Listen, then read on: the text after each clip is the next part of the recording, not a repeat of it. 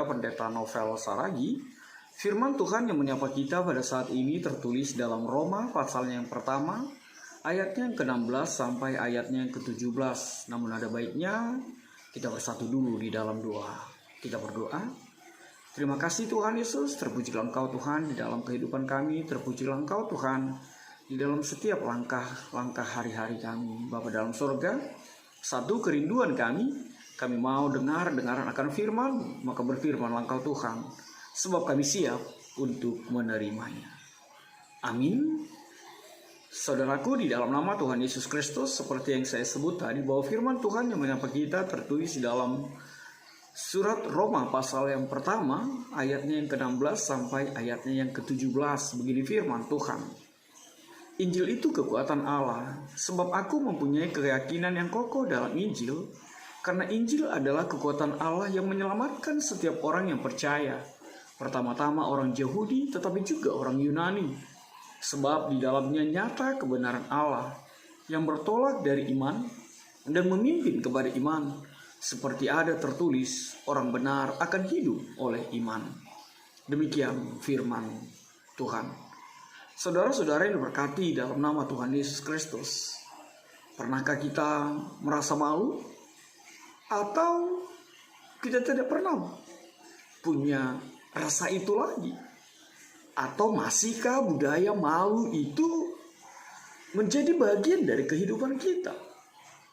Itu pertanyaan yang sederhana. Dan kita tahu bahwa Jepang itu terkenal dengan budaya malunya. Sehingga kalau mereka merasa tidak sanggup, mereka akan mengundurkan diri. Mereka tidak mampu, mereka gagal, mereka akan mengundurkan diri dan turun tahta, turun jabatan. Tapi apakah kita punya rasa itu lagi dalam kehidupan kita?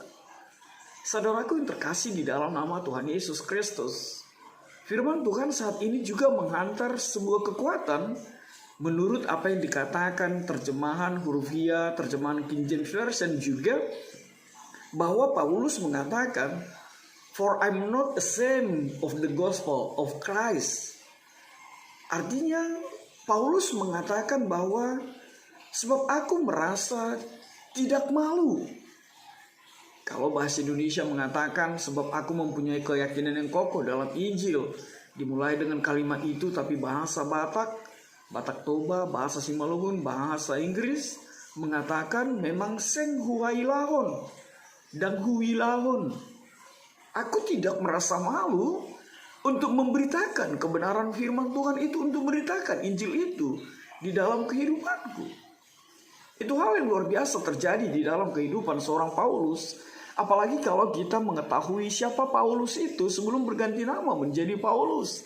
Dia adalah pribadi yang mengejar-ngejar, yang memporak-porandakan, yang tidak mau bahwa orang Kristen itu bertumbuh menjadi sebuah kekuatan di tengah-tengah perjalanan Injil Kristus di tengah-tengah dunia ini. Tapi lihatlah, ada budaya yang mau digariskan oleh Paulus di dalam kehidupan kita. Kalaupun kita punya rasa malu untuk hal-hal yang tidak menyukakan hati Tuhan, tapi Tuhan mau kita menjadi sama seperti Paulus, tidak pernah punya rasa malu untuk memberitakan, untuk menyabarkan, untuk bersaksi, untuk melakukan kebenaran firman Tuhan dalam kehidupan kita.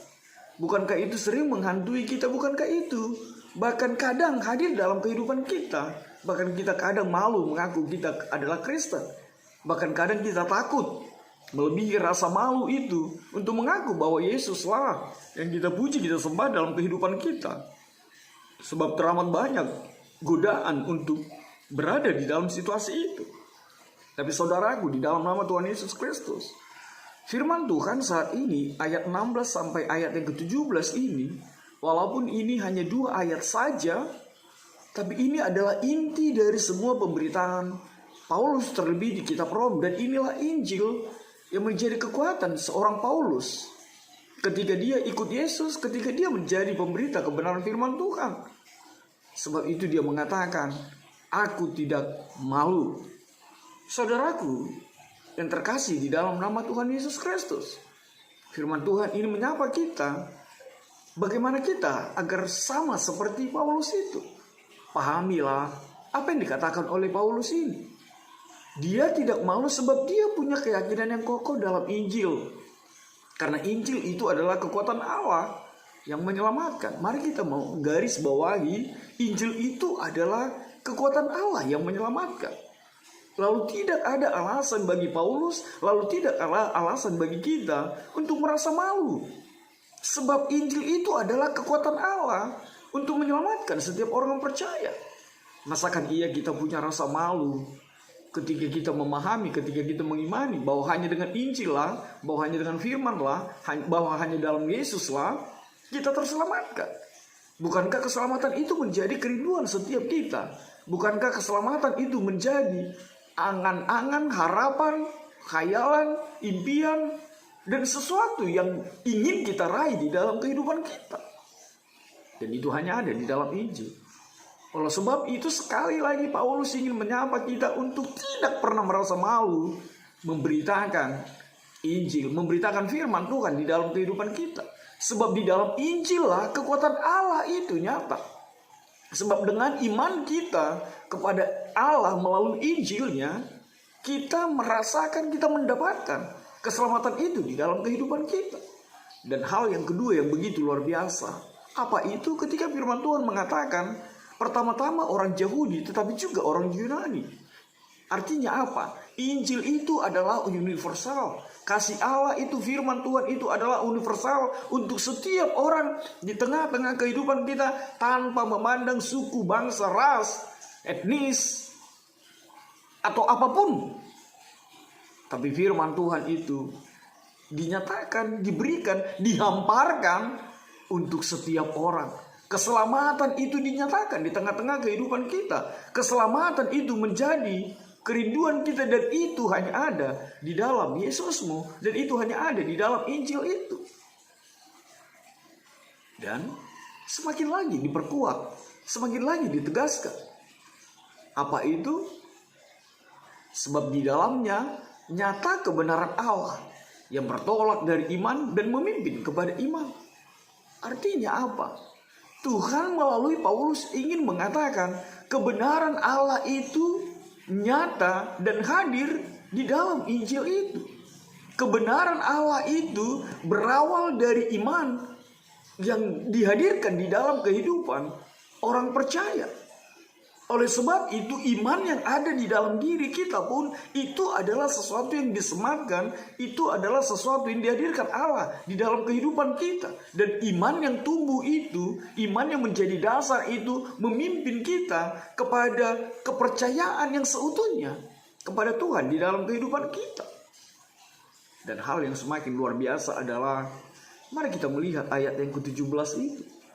Sampai beberapa kali kata iman itu dinyatakan di dalam ayat yang ke-12. Yang bertolak dari iman, memimpin kepada iman, seperti orang benar hidup oleh iman. Artinya apa? Paulus semakin menegaskan bahwa imanlah segala-galanya di dalam kehidupan kita. Percaya itu haruslah tidak terpisahkan dari kehidupan orang yang mengenal Allah. Sebab dengan iman itulah kita mengenal, sebab dalam iman itulah kita memperoleh keselamatan itu. Maka iman itu menjadi kekuatan yang luar biasa di dalam kehidupan kita. Dengan iman yang kokoh, dengan iman yang kuat, kita semakin dimampukan menjalani hari-hari kehidupan kita. Dan sekali lagi, di dalam iman itu tidak ada rasa malu. Yang ada hanyalah sebuah kekuatan, yang ada hanyalah sebuah keberanian, yang ada hanyalah sebuah keyakinan untuk menyatakan selalu dan selalu kebenaran firman Tuhan, Injil itu di dalam kehidupan kita. Sebab kuasa Injil tidak berhenti hanya untuk menyelamatkan, tapi juga memimpin iman. Paulus mengungkapkan bahwa di dalam Injil, dan Injil itu sendiri adalah kebenaran Allah.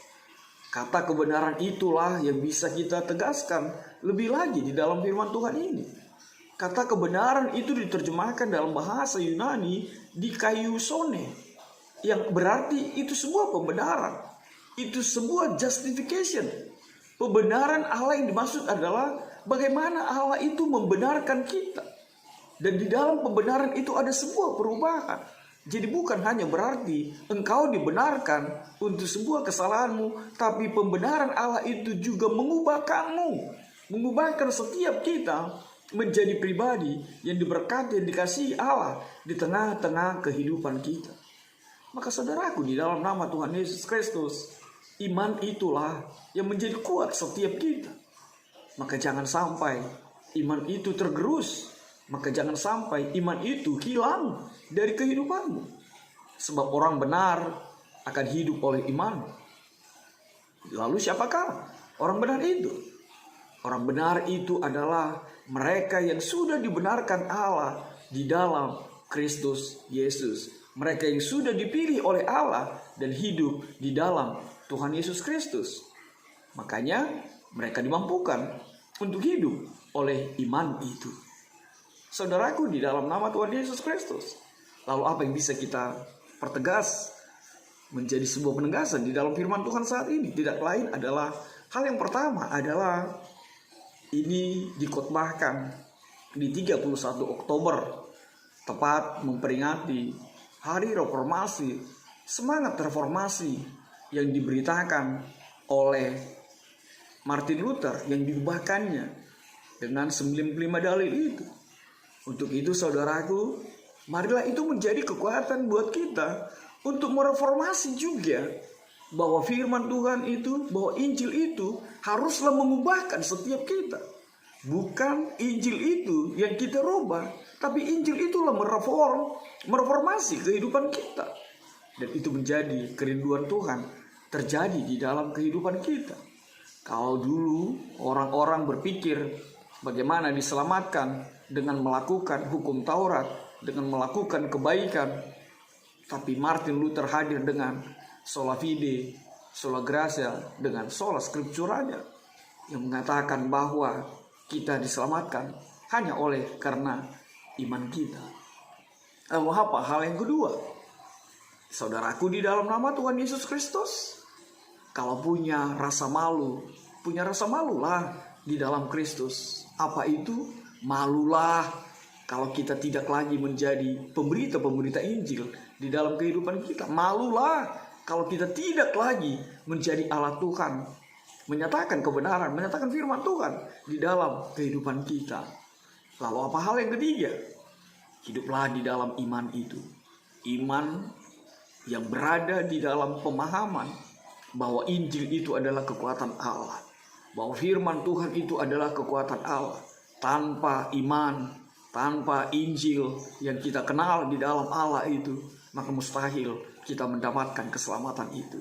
Maka saudaraku, di dalam nama Yesus Kristus Tuhan kita, hiduplah di dalam iman yang hanya kepada Yesus. Tuhan memberkati. Amin. Kita bersatu dalam doa.